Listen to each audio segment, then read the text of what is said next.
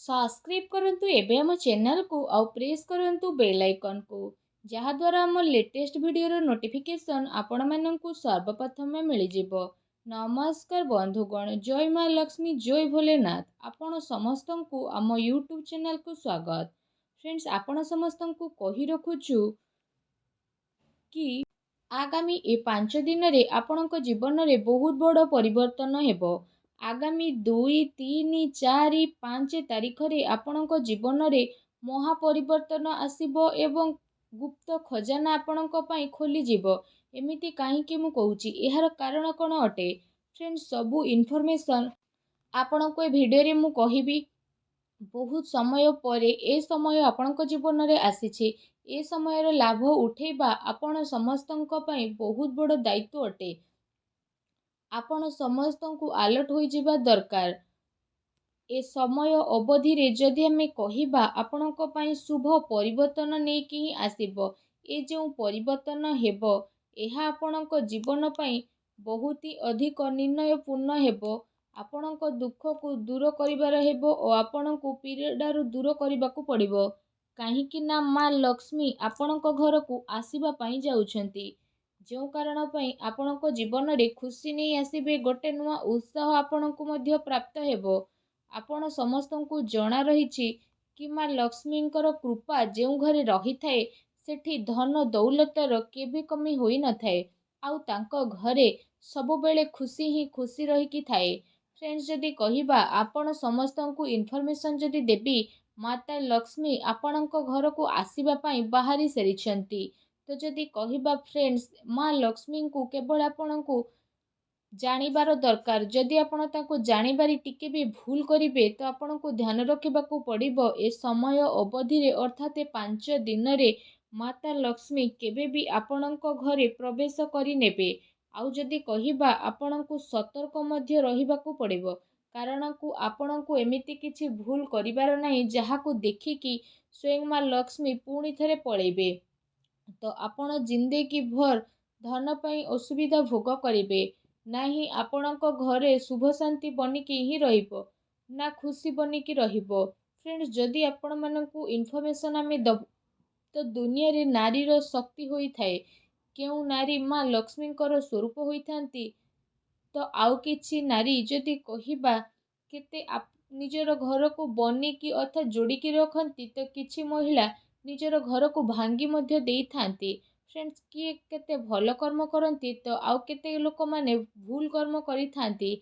किंतु आपण समस्तंकु एठी कहि रखिबी कि सफलता सेही मानंकु मिली थाए जो माने सत्य मार्ग रे ही चली थांती, सबु बेले समयर सह चलिबा पई शिखि थांती। आउ सबु मुश्किल रे सेमाने समस्तंकर साथ देकी ही चलती। तो एमिति लोकंकु ही भगवान शीघ्र ही तांको लक्ष्य रे पहुंचीबा पई चेष्टा करती। तेणु आपण समस्तंकु एठी मु निवेदन करिबी कि वीडियो को आरंभ रु शेष पर्यंत निहाती भाबरे देखंतु। आउ जदि आपण माता लक्ष्मींकर सच्चा भक्त तो वीडियो को गोटे लाइक निहाती करंतु और कमेंट बॉक्स रे जय माँ लक्ष्मी बोली अवश्य लिखि दियंतु, जहाद्वारा माँ लक्ष्मींकर आशीर्वाद आपणक उपरे सदा सर्वदा बनिकी रहिबो। ए दिन रे आपणको केउ केउ कार्य करिबाकू पड़िबो, आपण समस्तंकु केउ केउ सावधानियता अवलंबन करिबाकू पड़िबो, जहा आपणक जीवन पई सठिक रहिबो। ए सबु इन्फॉर्मेशन ए वीडियो रे पूर्ण भाबरे आपणको मिलिबो। आपणको समय आदौ भी बर्बाद हेबनी। तेणु टिके समय बाहर करी ए वीडियो को पूरा देखंतु, कारण आपणकर जीवन बदली जिवो। आपण समस्तंकु एठी मु कहिबाकू चाहिबी कि सबु बेले घरे सफा सुतरा बनेइकी रखंतु। जेते सफा सुतरा घर आपणकर रहिबो, माँ लक्ष्मी तांको घर को ही प्रवेश करिवे। जदि घरे अपरिष्कार रहिबो तो केबे भी माँ लक्ष्मी आपणको घर को आसीबेनी। सबु बेले आपण हसिकी रुहंतु, कारण बहु को, पत्नी को, झियो को कोन कहा जाई थाए कि घरर लक्ष्मी। तो जदि घरर लक्ष्मी जेते अधिक खुशी रहिबे, घरे लक्ष्मी सेते अधिक आसीबे। तो जेते अधिक चिंता बा राग रहिबे सेते अधिक दरिद्रता आपणको घर को आसीबो। तेणु आपणको एहा जानिबा दरकार, जदि घरे लक्ष्मी आपणको दरकार तो आपणको खुशी रहिबार अछि, स्वस्थ रहिबार अछि। जदि घरे दरिद्रता चाहुछंती तो आपण लड़ाई झगड़ा करि पारंती, आउ घर को पूरा बिगाड़ी मध्य पारंती। ଏହା ଆପଣଙ୍କ ଉପରେ ନିର୍ଭର ଅଟେ। ଆପଣଙ୍କୁ ଗୋଟେ ମହତ୍ତ୍ୱପୂର୍ଣ୍ଣ ଇନଫର୍ମେସନ୍ ଏଠି ଦେବାକୁ ଚାହିଁବି। ଆପଣଙ୍କ ଘରେ ଯଦି ବହୁତ ଅଧିକ ଆର୍ଥିକ ଅସୁବିଧା ହେଉଛି, ପଇସାର ପ୍ରୋବ୍ଲେମ୍ ରହିଛି, ତ ଯଦି କହିବା ଆପଣଙ୍କର ଦ୍ୱାର ଯେବେ ନିର୍ଧନ ବ୍ୟକ୍ତି କିଏ ଆସୁଛନ୍ତି ତ ତାର ସହାୟତା ନିହାତି ଭାବରେ କରନ୍ତୁ। ଯଦି ଆପଣଙ୍କ ଦ୍ୱାରରେ ଗୋମାତା ଆସୁଛନ୍ତି ତ ତାଙ୍କୁ ରୁଟି ନିହାତି ଭାବରେ ଖୁଆନ୍ତୁ। ଆଉ ଯଦି କୌଣସି ଗରିବ ମହିଳା ଆସୁଛନ୍ତି ତ ତାଙ୍କୁ ଖାଲି ହାତରେ ଆଦୌ ଯିବାକୁ ଦିଅନ୍ତୁ ନାହିଁ। ଏସବୁ ରୂପରେ ଭଗବାନ ପରୀକ୍ଷା ନେଇଥାନ୍ତି, ଆଉ ସେ ପରୀକ୍ଷାରେ ଆମକୁ ସଫଳ ହେବା ପାଇଁ ମଧ୍ୟ ପଡ଼ିଥାଏ। ଭଗବାନ କୌଣସି ବି ରୂପରେ ଆସିପାରନ୍ତି, ବାସ୍ ଆମକୁ ସ୍ୱାଗତ କରିବା ଦରକାର। ଯଦି ଆମର ସ୍ୱାଗତରେ କମି ରହିଯିବ କିମ୍ବା ଆମେ କାହାର ନିରାଦର କରିବା ତ ମା ଲକ୍ଷ୍ମୀ ଆମ ଘରକୁ କେବେ ବି ପ୍ରବେଶ କରିବେ ନାହିଁ। ତ ଆପଣଙ୍କୁ ଧ୍ୟାନ ରଖିବାର ଏଠି ଅଛି କି କୌଣସି ଗରିବ ମହିଳା, ପଶୁ ପକ୍ଷୀ, କାହାର ଅପମାନ ଆଦୌ ଆପଣ କରନ୍ତୁ ନାହିଁ। କାହାକୁ ଆଦର କରନ୍ତୁ, ନିରାଦର କରନ୍ତୁ ନାହିଁ। ସମସ୍ତେ ଚାହିଁଥାନ୍ତି କି ମା ଲକ୍ଷ୍ମୀଙ୍କର କୃପା ତାଙ୍କ ଘର ଉପରେ, ତାଙ୍କ ଉପରେ ସଦାସର୍ବଦା ବନିକି ହିଁ ରହୁ। କିନ୍ତୁ ଲୋକମାନଙ୍କୁ ଏହା ଜଣା ନଥାଏ କି କେଉଁ କ୍ଷେତ୍ରରେ ମା ଲକ୍ଷ୍ମୀ ପ୍ରସନ୍ନ ହୁଅନ୍ତି ଆଉ କେଉଁ ଜିନିଷରେ ମା ଲକ୍ଷ୍ମୀ ରାଗି ଯାଆନ୍ତି। ଯଦି ଆପଣ ଆପଣଙ୍କ ଘରେ ଏ ତିନୋଟି ଜିନିଷ ରଖିଥାନ୍ତି ତ ମା ଲକ୍ଷ୍ମୀ ସ୍ୱୟଂ ପ୍ରସନ୍ନ ହୋଇ ଆପଣଙ୍କ ଘରକୁ ଆସିବା ପାଇଁ ବିବଶ ହୋଇଯିବେ। ଆମେ ଆପଣମାନଙ୍କୁ ତିନୋଟି ଏମିତି ଜିନିଷ ବିଷୟରେ କହିବୁ ଯେଉଁ କାରଣ ପାଇଁ ଆପଣ ଯେଉଁ ଜିନିଷକୁ ଘରେ ରଖିବେ ତ ଏ ଦିନରେ ପଇସାର ପ୍ରୋବ୍ଲେମ୍ ଆପଣଙ୍କୁ କେବେ ବି ହେବ ନାହିଁ। ଫ୍ରେଣ୍ଡସ୍, ଏ ଜିନିଷ ରଖିବା ଦ୍ୱାରା ମା ଲକ୍ଷ୍ମୀଙ୍କର କୃପା ସଦାସର୍ବଦା ବନିକି ରହିବ। ଆପଣଙ୍କ ଘରେ ମା ଲକ୍ଷ୍ମୀ ଆସି ବାସ ମଧ୍ୟ କରନ୍ତି, ଯେଉଁ କାରଣ ପାଇଁ ଆପଣଙ୍କର ସବୁ ସମସ୍ୟା ଖତମ ମଧ୍ୟ ହୋଇଯାଏ।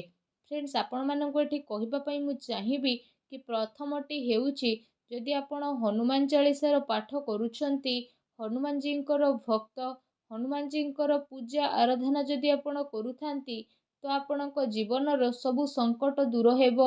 ଘରର ଦକ୍ଷିଣ ପଶ୍ଚିମ ଦିଗରେ ଆପଣ ଭଗବାନ ହନୁମାନଙ୍କର ଫଟୋକୁ ନିହାତି ଲଗାନ୍ତୁ।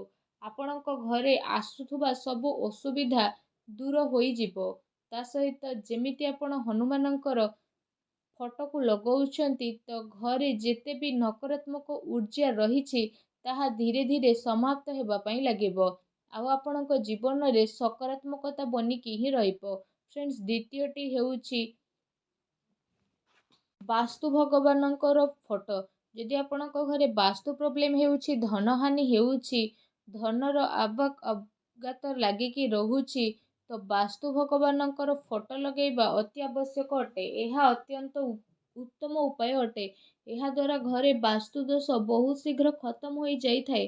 ତୃତୀୟଟି ହେଉଛି, ଆପଣଙ୍କୁ ଘରର ବାହାରେ ଦକ୍ଷିଣ ଦିଗରେ ଗୋଟେ ତମ୍ବାର ପାତ୍ରରେ ଜଳ ଭର୍ତ୍ତି କରି ରଖିବାର ଅଛି। ଆଉ ସେଥିରେ ଅଳ୍ପ ଟିକେ ଗଙ୍ଗା ଜଳ ଢାଳନ୍ତୁ, ଆଉ ତାକୁ ରଖିକି ଘରର ଦକ୍ଷିଣ ଦିଗରେ ନିହାତି ଭାବରେ ରଖିଦିଅନ୍ତୁ। ଏପରି କରିବା ଦ୍ୱାରା ସକାରାତ୍ମକ ଊର୍ଜା ଘରେ ପ୍ରବେଶ କରିବ। ଆଉ ଏମିତି ଆପଣ କରିପାରିବେ। ତା ସହିତ ଛୋଟ ଦକ୍ଷିଣ ପୂର୍ବ ଦିଗରେ ରଙ୍ଗୋଲି ବନେଇକି, ଅର୍ଥାତ୍ ଆପଣ ତାକୁ ଥାଳିରେ ମଧ୍ୟ ରଖିପାରିବେ। ଏପରି କରିବା ଦ୍ୱାରା ଆପଣଙ୍କର ଘରେ ଖୁସି ହିଁ ଖୁସି ଆସିବ।